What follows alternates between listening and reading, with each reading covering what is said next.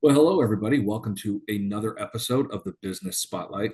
I'm Scott McMeans with Action Coach. I'm here today with Michael Fox from Zorro Cap. And we're going to talk about his business and what he does differently than the other guys in the marketplace to kind of separate Zorro Cap from the other guys that might want to talk to.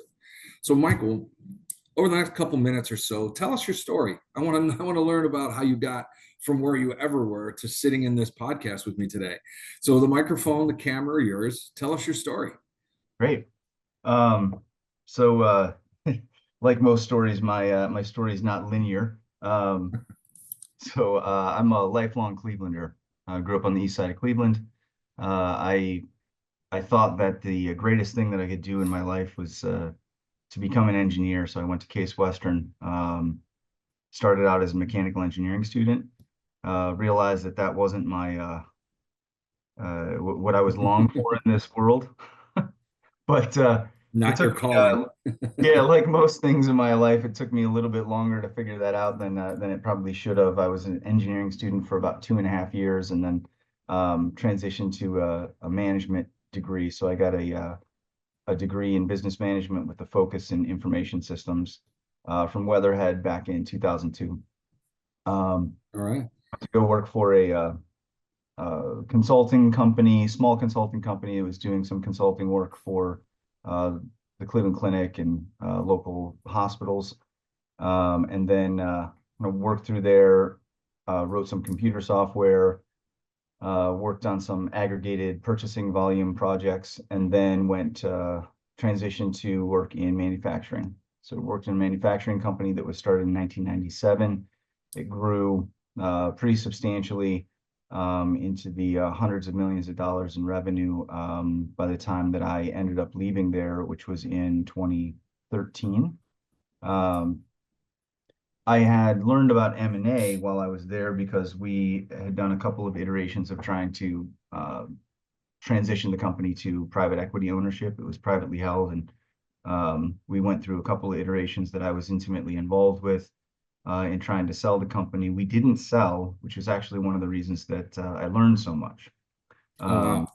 the company did eventually sell after I left in 2015, but I was gone already.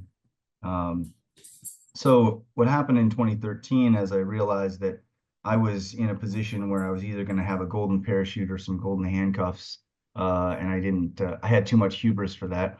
Um, I I ended up leaving and going out on my own to try and buy a business. So that's something that a lot of people do. A lot of people that might end up listening to this conversation might be thinking about doing.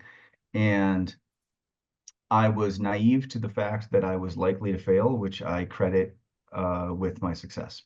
So I I think that the fact that it didn't occur to me that it wouldn't work is one of the biggest reasons that it did. I went out and tried to buy a small company in Mentor, Ohio. Um, got pretty deep into diligence, spent a bunch of money, met a bunch of people, learned about the process of buying a company.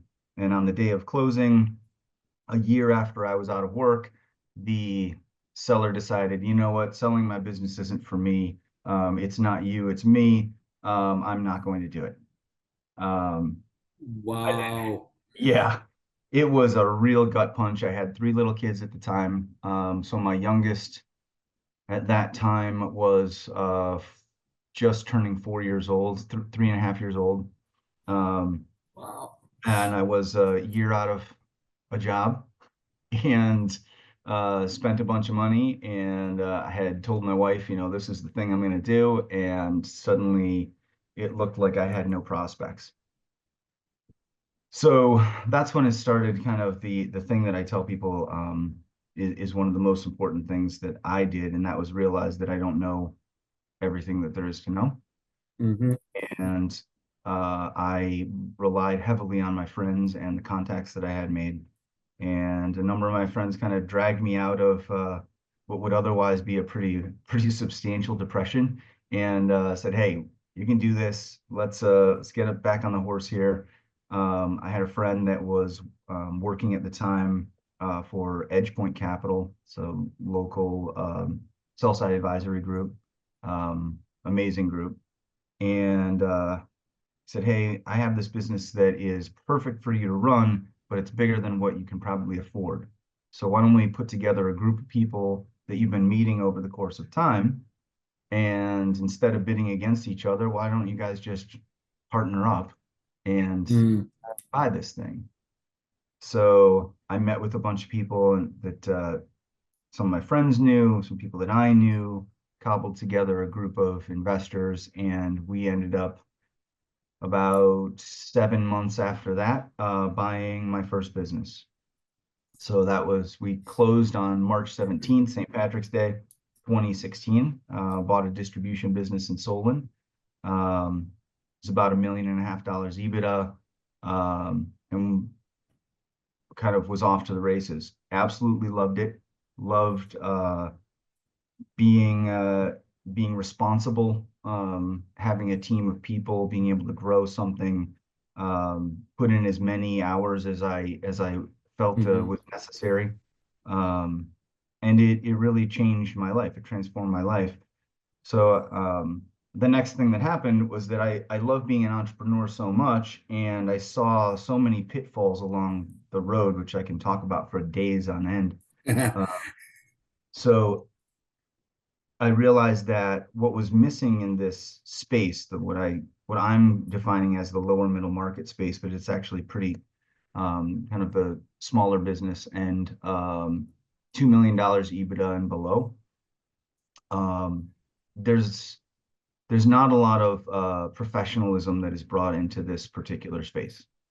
And businesses that are more than $500,000 in EBITDA, less than $2 million in EBITDA, there's kind of a dead space, like no oxygen in the water kind of zone Yeah. where lending is very difficult. The businesses are too big generally for an individual person to go purchase, but too small to get any real traction from larger investment groups. So there's a handful of people that actually focus on that space. So that's what we do. And my particular niche is that I'm looking for good people. I bet on Mm. jockeys, not on horses. So, I have to have a horse that has four legs and runs in the right direction. So we're only going to invest in businesses that are in growing markets that have been managed well. We don't do turnarounds. We're looking for good, solid companies that we can then build upon the legacy of the founder or the legacy of the current owner. We don't go in with a predetermined notion, say we're going to tear this thing apart or we're going to add it onto something else. Our goal is to take an entrepreneur that I have properly vetted over a long period of time and invest in them to be the next generation of leadership for the organizations that we invest in. So I spend the majority of my personal time interviewing entrepreneurs, meeting people, finding people that have the three primary characteristics that I look for in individuals, which are integrity, curiosity, and energy, which I can get into later. But Yeah. um, for me, I'm looking for good, solid human beings that want to run a business that is generating cash flow, and they want to transform their lives and their children's lives. And the people that I have that work with me are always invested in the person. So when I say investors, I'm talking about smart money, meaning that I curate a group of investors for every transaction that is going to bring something other than money to the table. So let's say we're investing in uh, a food business that needs automation, I might bring in an automation expert to sit on the board and be an investor. So Yeah. maybe maybe we're buying an engineering services business, so I might make sure that we have an engineer or someone that has experience specifically in managing that type of company. Um, if we have a personal care product company that we invest in, I've had one of those. I'll call up some people that have extensive experience in personal care products so that we can make sure that we're putting an advisory board around people, not just an investment board. And I found that that is one of the most important things for success after the transaction. So what Yeah. you'll see with us that's really unique to kind of answer the question that I'm being long-winded about is um, we are different because we don't come in with a prescribed notion of how we are going to grow, how we are going to make our investments win, because we don't have a fund that has a timeline. We don't have investors that have a specific idea of what they want from these investments. We have people that want to see leaders of organizations succeed. And we view the people that are running the businesses as our partners. So generally speaking, the business operators for any of our entities have the largest share of common equity of any other individual investor. So generally not majority shares, but they usually have the largest individual share. So we're trying to put people in that kind of driver's seat to be the leader of the organization. And one of our primary exit strategies, excuse me, is to be able to grow the business to a point where either we hold it and it's just generating cash flow, but more likely the operator is able to refinance us out, us being the outside investors, myself included, and they end up owning a business all on their own. So that's our ultimate goal. So when people ask me what I do for a living, I say I create entrepreneurs, or when I'm talking to my kids, I tell them I make friends for a living. I like to make friends for a living because Mhm. everything you just described, Michael, is very friendly. And what I mean by that is one of the comments was you have an investment in people, like you invest in the jockey, not the horse. There is no timeline, and the investment is for success because you have partners and not employees. There's a lot to unpack on what you said, and there's a lot of really good lessons here for people too. One of the first things you said, I wrote it down, was uh, your story is not linear, and it may have taken you a while to figure it out, but you did figure out who you wanted to be. And I think that's what a lot of business owners really struggle with is I'm so anxious to be a business owner, but I don't know what I'm doing, so I'm just going to wing it, right? And by the time they get halfway down the runway, they're like, I don't even know if these wings work. I don't know any of this stuff. And it sounds like you're coming in from the beginning with a pretty robust group of investors that know how to invest money, and it's an investment in a person, like you said, somebody with integrity, curiosity, and energy, because that's what it's going to take to run this business. You may not have any experience in, as you said, healthcare products or any level of manufacturing, but you want to own a business. Okay, let's bring in people that know how to run a business, in particular that field, and help you put guardrails up. And I think one of the biggest challenges most business owners have when they're just starting out is they always think they're going to have this amazing business, but they end up buying themselves a job, right? Yes, yes, that's a Because, big thing. Yep. Buying right? themselves a job that is oftentimes what ends up happening. And I think a lot of times it's from uh, feeling stuck, like there's only so many opportunities. Maybe they feel that they're only able to cobble together enough capital to purchase a smaller company that is essentially going to be a job. Um, or Mm-hmm. they're just missing a component of of knowledge that they need to have in order to succeed in a wide variety of businesses. So there are only so many opportunities. So if you say, well, we have X number of opportunities, but I'm only siloed in this one particular area, and so this is all that I can do. And what I'm trying to help people realize is that if you put together the correct team, you have a much broader net that you can cast, Mm. and more of these opportunities are available to you. So the one of the things that I say oftentimes is that the skill set that's required to acquire a business is wholly different than the skill set required to operate a business well. Yeah. And Wow. when you're going out to buy a company and you want to run it and operate it well, it's really a tragedy to spend years and years and years trying to figure out how to purchase a business well. So that's what we're here to Hmm. fix. That's the shortcut.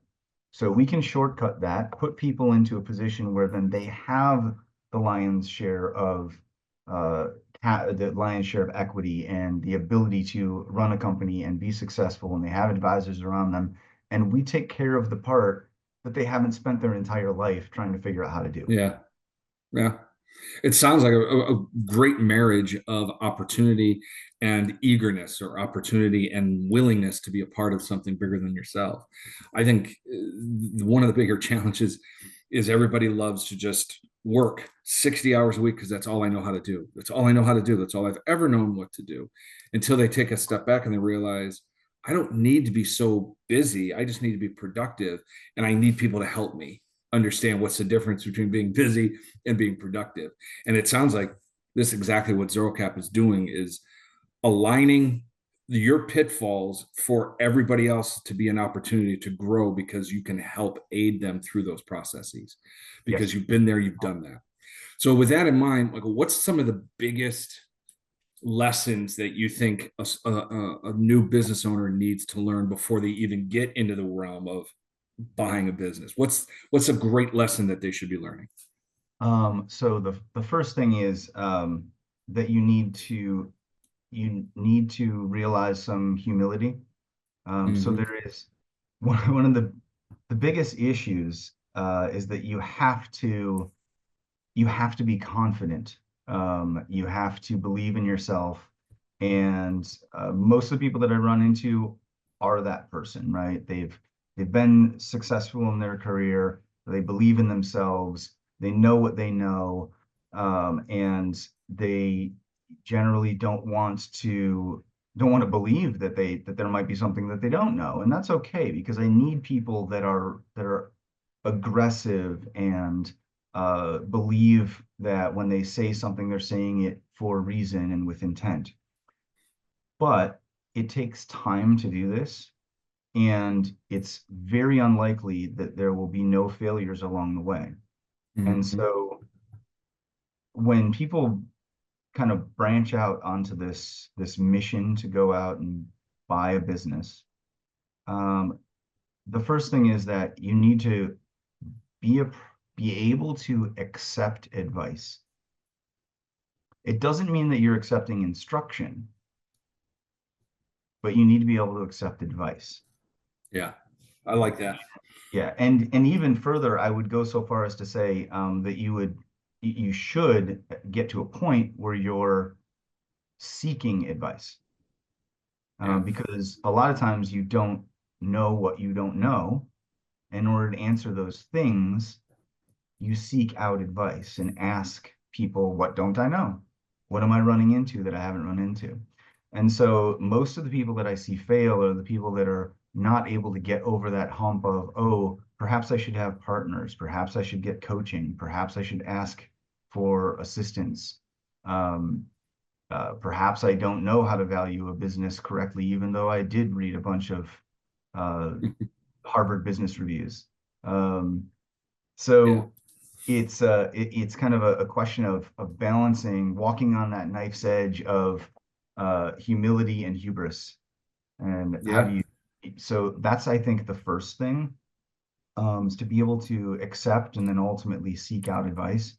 One of the things along my journey when I was buying my first company, I will tell you a little anecdote. I was going out, telling everyone my story, talking about, oh, this is what I've done, this is what I want to do, this is my vision. And I was sitting in a coffee shop in Sugar and Falls, met a guy that I'm still friends with.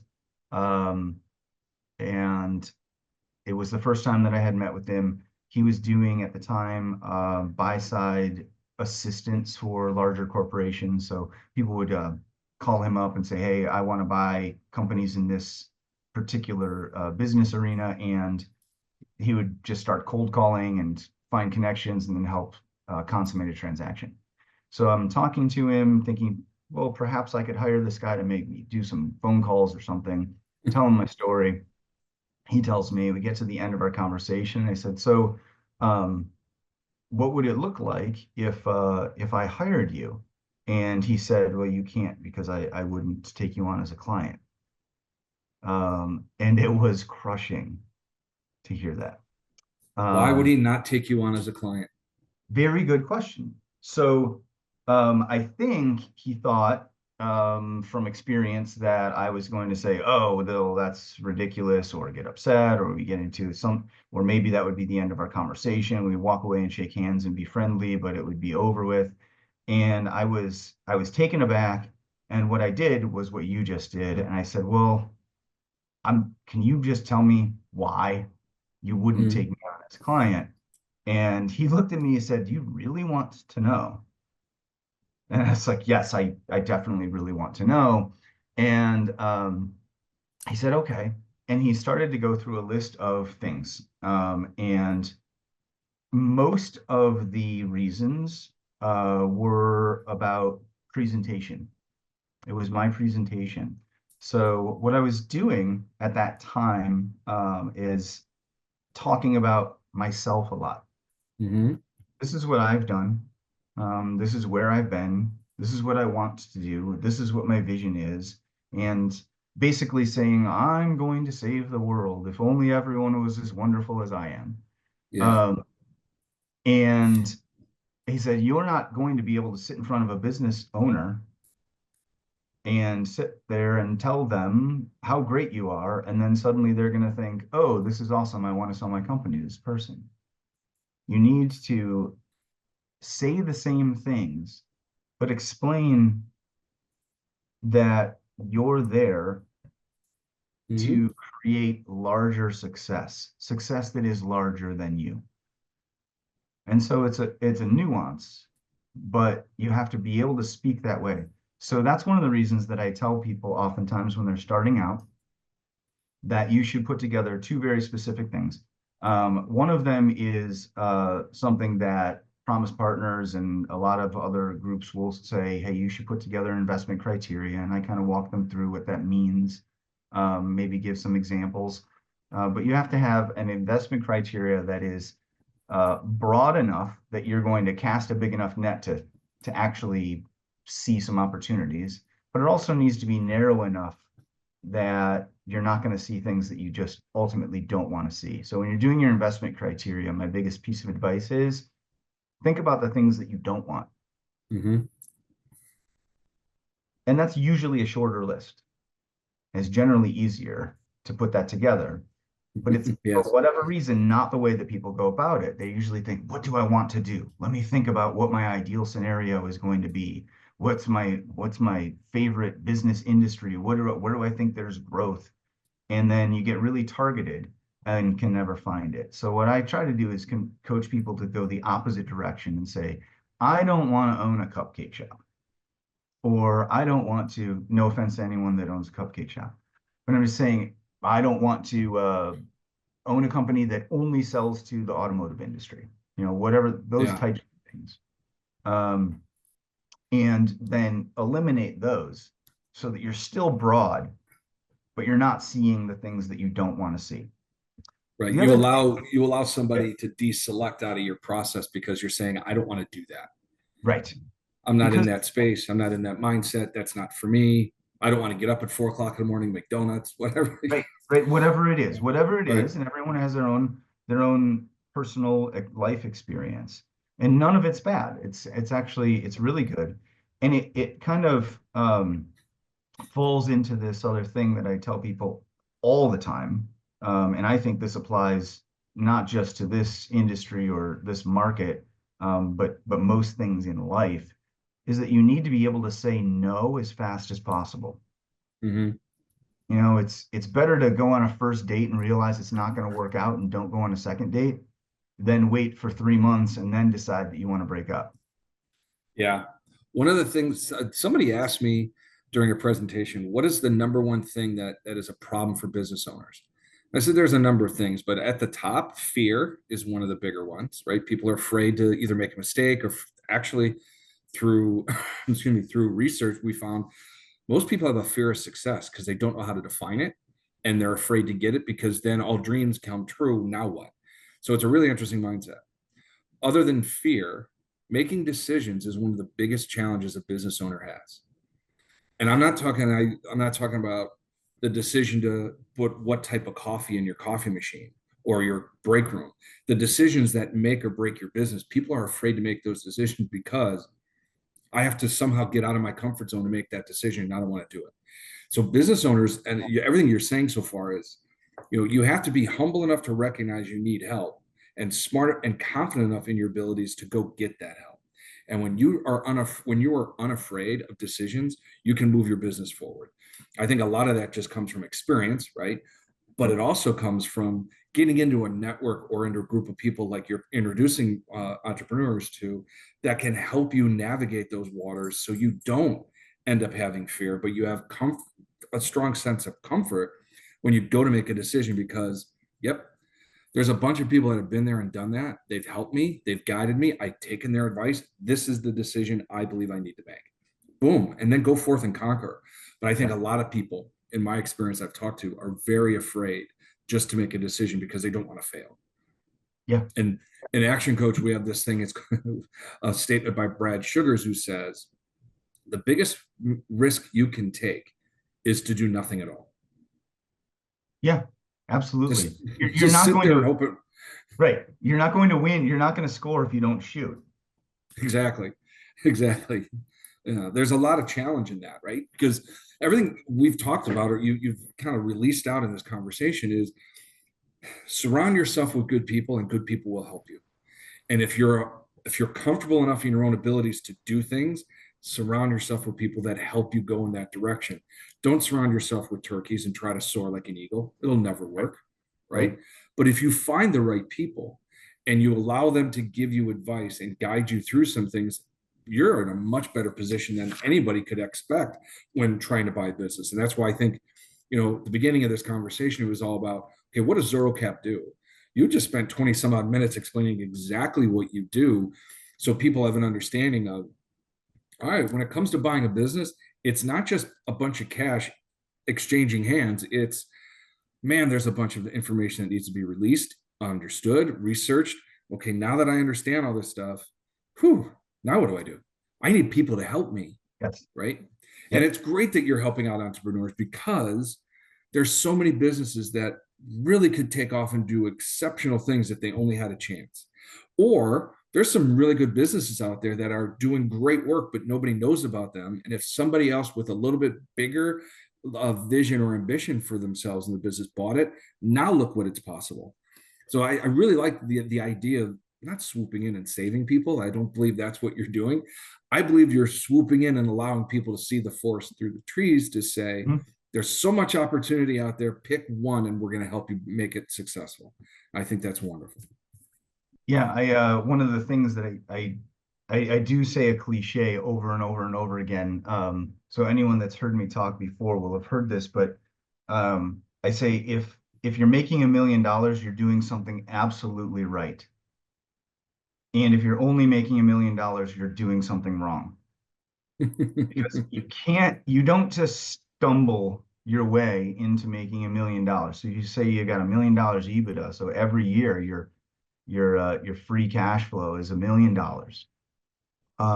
That's a serious business. That's a serious Mhm. idea that has legs. It's not dying. There's something good about that.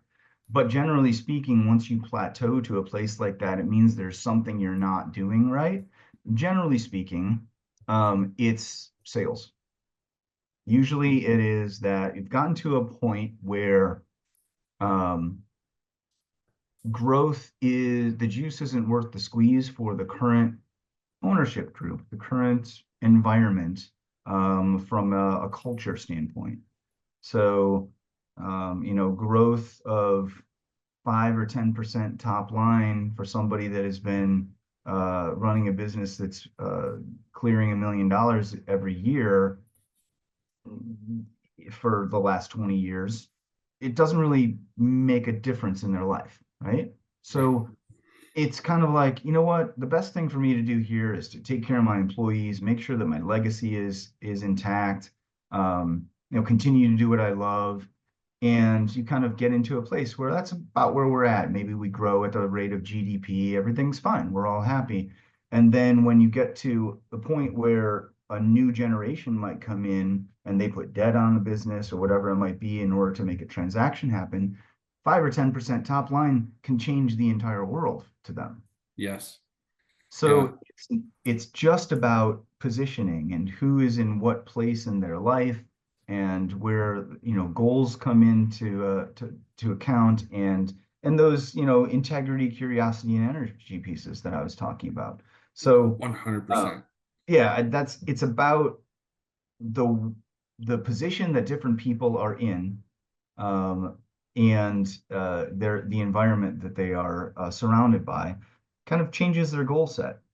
So I do want to Well, say before I go on, because I'm going to forget about this. The other thing that I tell people that are starting out that I want to make sure that they do is to not focus on creating a resume style description of themselves, which is what I was doing prior to that conversation I was referencing. mhm. And it wasn't that I was handing over a resume, but I was speaking about myself like I was a resume. And what you need to realize is that if you're going to be an entrepreneur, you've already made it. You are a leader of people. And so you need to explain yourself in the form of a bio, not in the form of a resume. You're basically saying the same things, but you're saying, here's a paragraph about who I am. And I generally am a leader. I grow things from one point to the next point. But you don't need to get into details about, oh, I was working for this company and I increased EBITDA by 35% and I saved $10 million. And those things are specifically about you that nobody really honestly cares about. They want to Right. hear you're a leader who's already made it, and give me a story about you that makes me feel like you're on the same level as me as a business owner. And now we're just going to transition. So it's very important to kind of move away from that mindset that we've all been taught for our entire careers of creating a resume to Hmm. say how awesome we are Yeah. and talk It's about yourself. how Yes. awesome we can be for others. I think that's what Yes. what the change is. And one word that I wrote down after your conversation of, if you're making $1 million, you're doing something right.